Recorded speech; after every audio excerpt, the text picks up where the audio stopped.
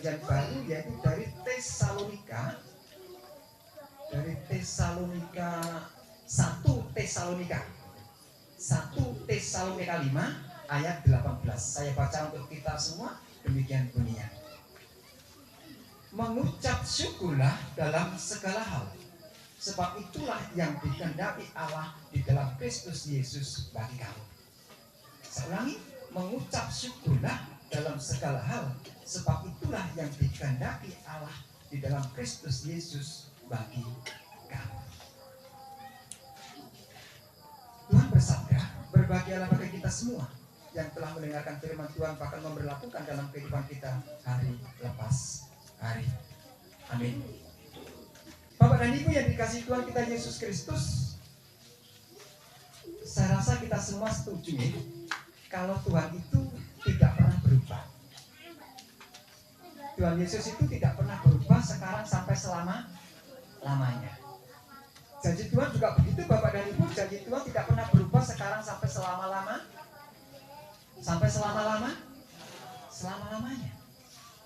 Jadi Tuhan itu tidak pernah mengibul begitu, tidak pernah mengobrol janji, akan tapi Dia banyak janji dan itu janji ditepati. Tinggal bagaimana kita sanggup dengan sabar menanti janji Tuhan itu. Jadi oleh karena itu Bapak dan Ibu, siapapun yang berpegang pada Yesus tentu hidupnya akan bahagia. Bapak dan Ibu yang dikasihi Tuhan kita Yesus Kristus, sebagai manusia Bapak dan Ibu, kita menyadari bahwa siapapun yang masih tinggal di dunia ini tentu tidak pernah lepas dari sebuah penderitaan.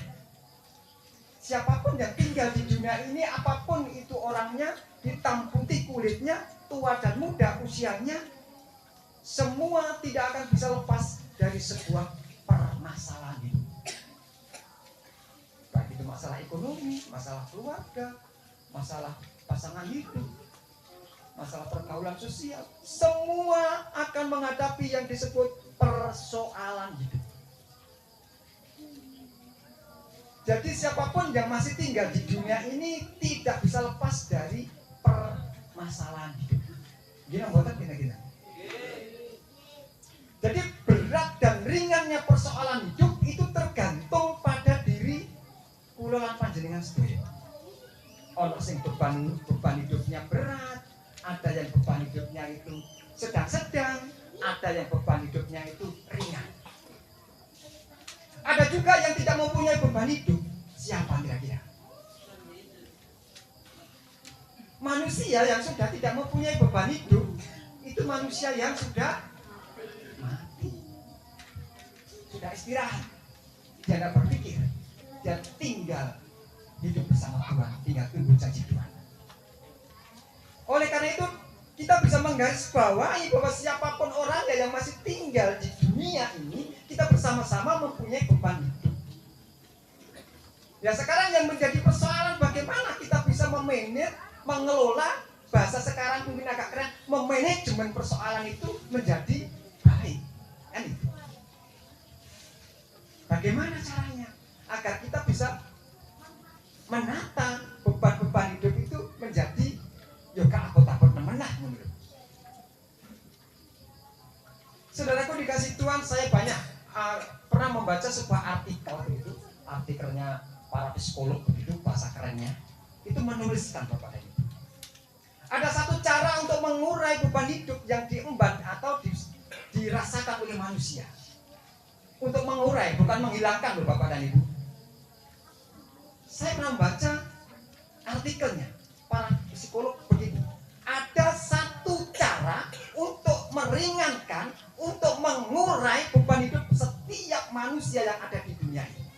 Ada satu caranya. Apa itu kira-kira?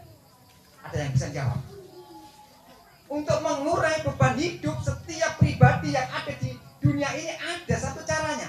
Ini para psikolog mengatakan seperti itu. Kita nopo. Wonten sing sumer. Iya, percaya. Tapi percaya tok nek gak dilakoni ya percuma. Ya itu boleh pasrah, boleh. Wis pasrah, wis aku pasrah mati urip wis apa jare dunya wis keadaanku ngene. Iki ya pasrah. Tapi ya pengelukun. Ya memang iya. Tapi ada lagi yang lebih tepat untuk mengurai segala pergumulan hidup setiap manusia. Yaitu seperti bacaan kita pada malam hari ini. Bersyukurlah hanya kepada Tuhan dalam segala hal. Ketika panjenengan semua menghadapi segala persoalan hidup, ketika panjenengan semua begitu berat merasakan beban hidup, monggo dodol itu pun tepat. Wis puji Tuhan, masih urip angel cik iso mangan. Berarti dodo kan lego. Nek wis ngomong puji Tuhan, kayak tangai aku mang kesandung gak nemen. Padahal yo bocor. Kalau kita sudah mengatakan puji Tuhan, berarti kita telah berdamai Bapak dan Ibu dengan keadaan yang kita terima. Kalau kita sudah berdamai dengan posisi dan keadaan yang kita terima, hidup kita sedikit enteng. Itu. Umpama diceluk waduh tanggane.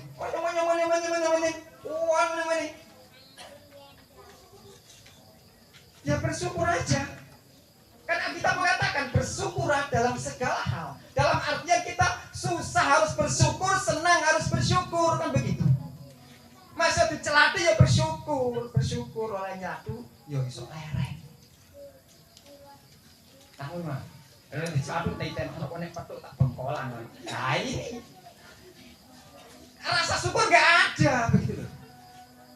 Ya disadari aja, wis aku sing salah barek ya wis bapak wis enteng, gak abot-abot, kan begitu. Nah, ini memang cara-cara kita untuk mengurai kepenatan dalam dada Bapak dan Ibu. Wis dilokno yo menengahi, diambil hikmahnya saja. Oleh karena itu malam hari ini Bapak dan Ibu saya ingin mengatakan judul tema renungan kita memang bersyukurlah hanya pada Tuhan dalam segala apapun.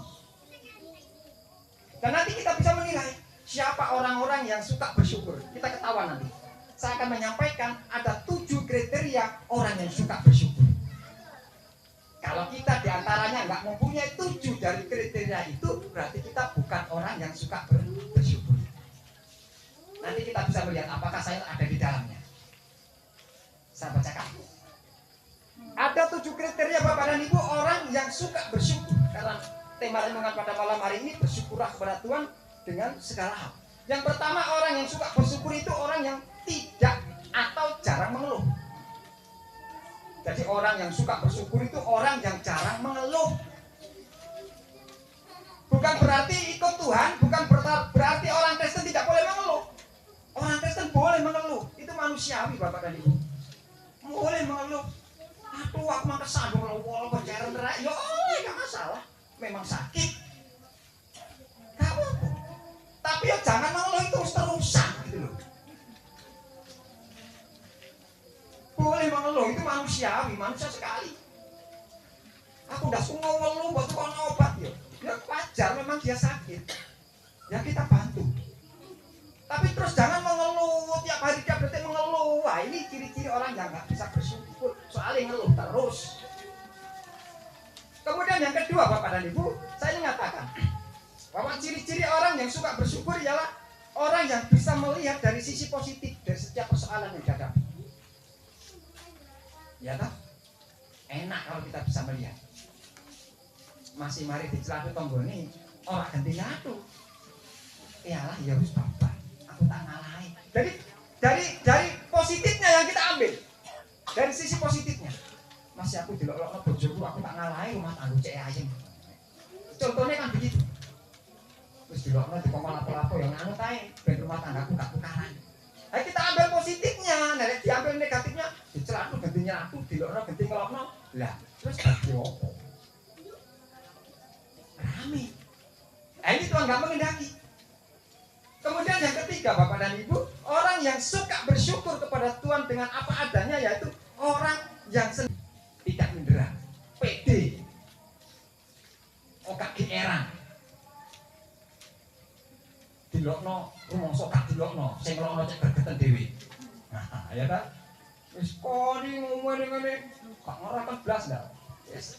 Bapak kan ngomong sampai kecicil aku lo gak ngereken.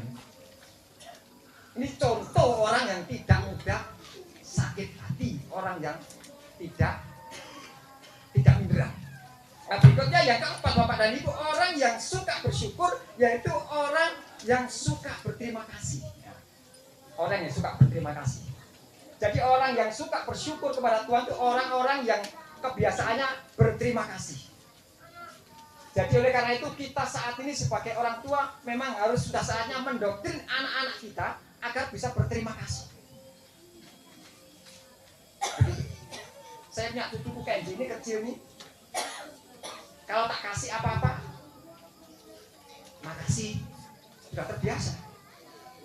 Nah ini, yang penting itu kita bisa berterima kasih dengan apapun. Diberi orang, ya harus berterima kasih. Terus jika gak matur nuwun, tambah nyacap. Nah, itu nomboten gitu-gitu. Ya iya, terus dikirimi berkat loh. Ayo wae mek cowiki lho, gak matur nuwun tambah wae mek cici ya. Betul lah, ketok diwai, ora diwai ya malah gremeng. Tak dikei mana? Ya ini ciri-cirinya. Kemudian selanjutnya Bapak dan Ibu, orang yang suka bersyukur yaitu orang yang tidak sombong. Nah ini, orang yang tidak sombong ini orang yang suka bersyukur. Nek wong sing sombong, wis jelas gak bisa bersyukur, sombong. Mantau wae melakunya bodol itu bawa Pak ngomong. Karo ono waktu kesadu atuh. Lho sakjane sing sombong disombongne apane wong ndunya lho mau mampir ngombe. Masih sugih ora disombong-sombongno wong ya wis ngerti. Masih melarat ora didududono wong ya wis ngerti. Tak ngoten nah. Nah, oleh karena itu ciri orang yang suka bersyukur adalah orang yang tidak sombong. Kemudian berikutnya yang keenam, orang yang suka bersyukur adalah orang yang suka berbagi kasih. Ini orang yang suka berbagi kasih. Itu ciri-ciri orang yang suka bersyukur. Wong nek sering ngekeki tanggane, wis iku jelas wong bisa bersyukur. Iya. Contoh aja. Saya ini kadang-kadang nek Pak Polo panen kacang ini diampiri sak ketemu ini. Diganjangan asem Kang Syung. Oh iya cek ro rasane, iya betul. Cek ro rasane. Ayo tak terus iki. Cek ro rasane. Kadang-kadang juga lomba nang pacar mau kepingin lomba nyambel pada boten mek situ dari Juni. Maka kan juga ngetan Kang Su. Waduh batinku mang terono tak tampani.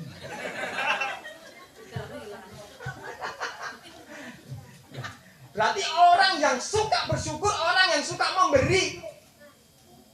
Mas yo gak dibales yo tetap aja memberi. Ini. Tapi kadang-kadang yang menjadi persoalan bagi kita, ukuran kita, orang yang memberi itu orang yang memberi barang. Memberi lombok, memberi kacang atau memberi uang. Bukan hanya itu. Diberi senyum itu sudah luar biasa Bapak dan Ibu. Mas yo gak iso ngekeki barang, gak iso ngekeki bondo, kek ono senyum. Hati nek mlaku cek iso rada mesem, cek gak mbathutu. Lah iya nek mbathutu kumpune jari loro. Jadi orang Kristen bisa ini bagus, ini ajaran Tuhan ini luar biasa. Kita diajarkan untuk senyum. Berikan senyum satu dengan yang lain. Karena senyuman Bapak dan Ibu itu mampu menetralisir persoalan. Ini apa kan? Masih tadi mungsuh bertahun-tahun, nek wis ketemu pada senyum, alamat kepingin baikan. Ya sampai coba nek percaya. Ini luar biasa. Kemudian yang terakhir Bapak dan Ibu, yang ketujuh, yang terakhir, orang yang suka bersyukur, orang yang hatinya bersih. Orang yang hatinya tidak cacat, bersih.